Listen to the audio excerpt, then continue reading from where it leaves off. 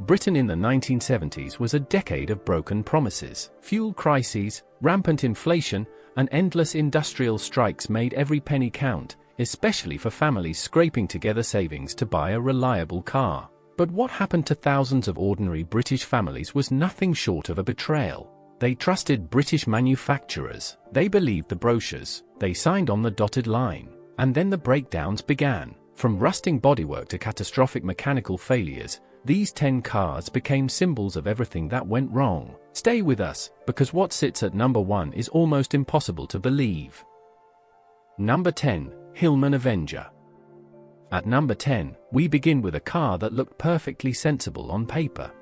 The Hillman Avenger arrived in 1970 from the Roots Group, later Chrysler UK, and was marketed as exactly the kind of dependable, affordable family saloon that ordinary British households desperately needed. With a 1.2-litre or 1.5-litre overhead valve petrol engine, it offered modest performance and reasonable running costs, or so families believed. The promise was reliability and value. The reality was something quite different. Owners quickly discovered that the Avenger's bodywork was alarmingly prone to rust, eating through panels with almost breathtaking speed. Electrical gremlins appeared without warning, and the build quality felt thin even by 1970s standards. For families relying on it for school runs and weekend trips, every unexpected breakdown felt like a personal betrayal. Would you have trusted this car for a summer holiday? Most who did deeply regretted it. And this was only the beginning of our countdown.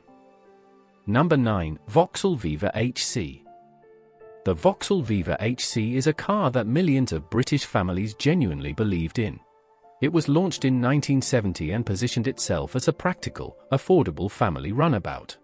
Its 1.2-litre or 1.3-litre overhead cam petrol engine promised economical motoring during a decade when fuel prices were climbing painfully. Families stretched their budgets to buy one, convinced that a Vauxhall badge meant solidity. That trust was brutally misplaced. Corrosion attacked the Viva HC with startling aggression. Sills, floor pans, and wheel arches dissolved within a few years of purchase.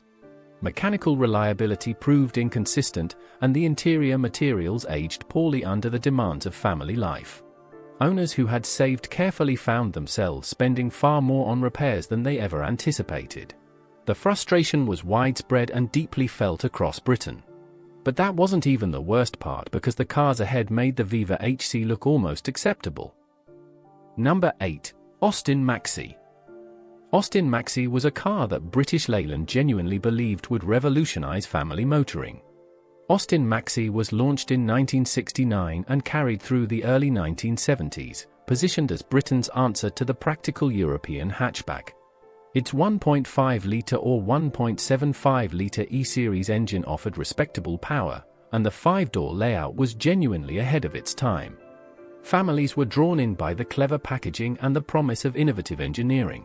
But the Maxi's gear change became almost legendary for all the wrong reasons: a vague, baffling cable-operated system that confused and infuriated drivers daily. Build quality was inconsistent, oil leaks were common, and the driving experience felt unrefined despite the promising concept. British Leyland's industrial troubles meant quality control suffered terribly throughout production. Families who wanted modern and practical got frustration and embarrassment instead. Can you imagine explaining to neighbors why your progressive new family car kept failing? The story becomes considerably more painful as we move further up this list. Number 7. Triumph Toledo. The Triumph Toledo arrived in 1970, offering families the perceived glamour of a Triumph badge at an accessible price point. Its 1.3-litre overhead valve engine was modest but adequate, and the upright saloon styling suggested a certain conservative dependability. Buyers believed the Triumph name guaranteed quality above the ordinary. What they received was disappointment wrapped in a respectable suit. The Toledo suffered persistent rust problems that undermined its modest charm with alarming speed. Mechanically, it was uninspiring and fell behind continental rivals in refinement and durability. The interior quality, despite the Triumph nameplate, felt noticeably cheap in everyday use.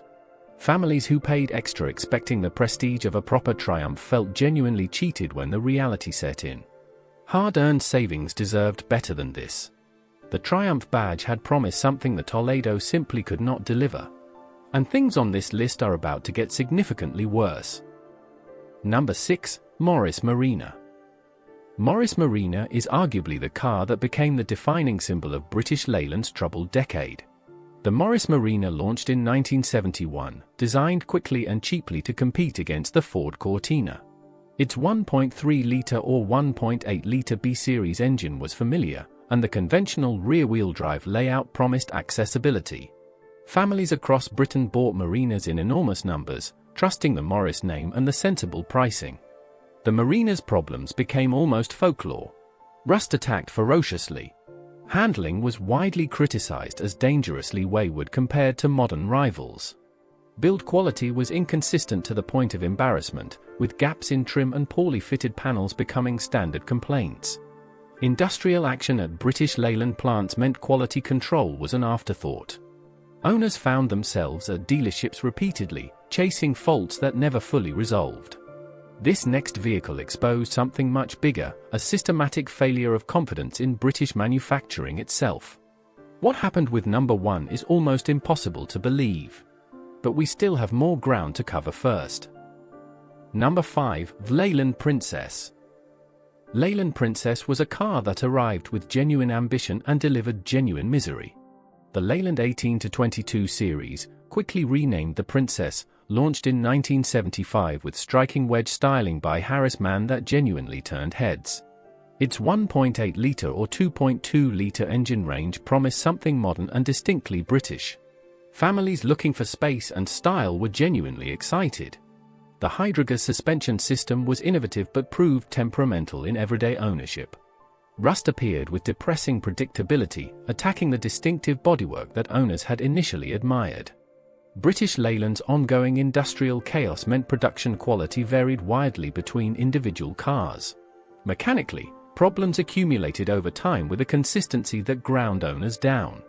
The Princess never received the hatchback conversion it desperately needed, leaving families with a boot that felt compromised against European rivals. Owning one became an exercise in patience that most families simply exhausted. Could you tolerate problems arriving this relentlessly?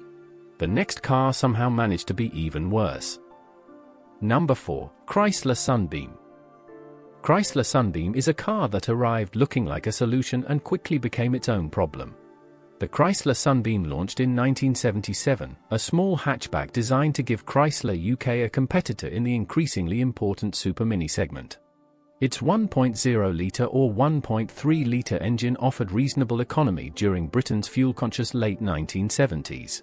Families on tight budgets found the pricing attractive and the compact dimensions practical for urban life. But the Sunbeam's execution undermined every promising aspect of its concept. Rust established itself quickly and comprehensively. The interior felt stark and uninviting, and the driving experience was underdeveloped compared to the more polished Ford Fiesta arriving at the same time. Ownership costs climbed as reliability proved inconsistent, hitting family budgets that had no room for unexpected repairs. The corporate chaos of Chrysler's European operations meant support and parts availability became increasingly unreliable. Most buyers had no idea what was coming when they drove away from the forecourt.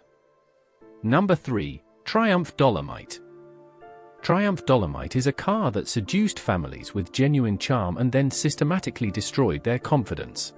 The Triumph Dolomite launched in 1972, offering an appealing blend of sporty styling and practical four-door saloon packaging that felt genuinely desirable in austere 1970s Britain. Its 1.3-litre to 1.5-litre overhead cam engine range promised refinement above the ordinary family car, and the interior carried enough character to justify the Triumph badge. Families stretched their budgets believing they were buying something a cut above. What they discovered was a car with a deeply troubling relationship with rust. Bodywork corroded rapidly and comprehensively, attacking sills, floor pans, and wheel arches with a persistence that horrified owners who had paid premium money. Head gasket failures became a recurring nightmare, arriving with expensive regularity. British Leyland's industrial chaos ensured build quality varied widely between individual cars leaving the factory. The gap between the Dolomite's genuine promise and its unreliable reality was heartbreaking for families who had believed in it. The car at number 2 made them feel equally betrayed. Number 2. Austin Allegro. Austin Allegro is a car that became shorthand across Britain for everything that went wrong with domestic manufacturing in the 1970s. The Austin Allegro launched in 1973, replacing the much-loved 1100-1300 series with a design that prompted immediate public ridicule. Its 1.1-litre to 1.75-litre A-series and E-series engines were familiar, but the execution surrounding them was not. The quartic steering wheel became an instant national joke. The bodywork rusted with shocking enthusiasm. Rear windscreens were known to pop out entirely under certain conditions, a detail that horrified owners and bewildered motoring journalists simultaneously. Hydragas suspension, while innovative, proved unreliable in sustained family use. British Leyland's industrial troubles ensured build quality was spectacularly inconsistent. Families who had loved their old 1100 felt personally let down by the Allegro's fundamental mediocrity. The gap between expectation and reality was devastating. But wait until you hear what claimed the number 1 position. Because that car made even the Allegro look like a reasonable choice. Number 1. Rover SD1. Rover SD1 is a car that should have been Britain's proudest automotive achievement of the decade, and instead became its greatest family car catastrophe. The Rover SD1 launched in 1976, winning European Car of the Year in 1977 with genuinely beautiful Italianate styling and a 3.5-litre V8 engine borrowed from BIC. Expectations were extraordinary. Here was proof that Britain could still build a world-class executive car. Families who aspired to something genuinely prestigious stretched their finances to own one. What followed was an ownership nightmare of almost mythological proportions. Rust-destroyed bodies within years of purchase. Electrical systems failed with infuriating regularity. Build quality was so catastrophically inconsistent that finding 2 SD1s in identical condition was virtually impossible. British Leyland's industrial anarchy had reached the executive class. Families who had sacrificed significantly to buy prestige received humiliation and repair bills instead.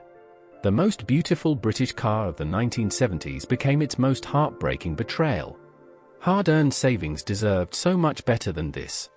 And there it is, 10 cars that promised British families the world and delivered frustration, rust, and regret instead. From the Hillman Avenger's early disappointment all the way to the Rover SD1's catastrophic failure to match its stunning appearance, the 1970s proved that ambition without execution was a recipe for heartbreak. Every single car on this list carried genuine promise that reality simply crushed. Which entry surprised you most? Let us know in the comments below, especially if you or your family owned one of these. And if you enjoyed this countdown, please like and subscribe to Britain Rewind. Because there are many more stories still to tell.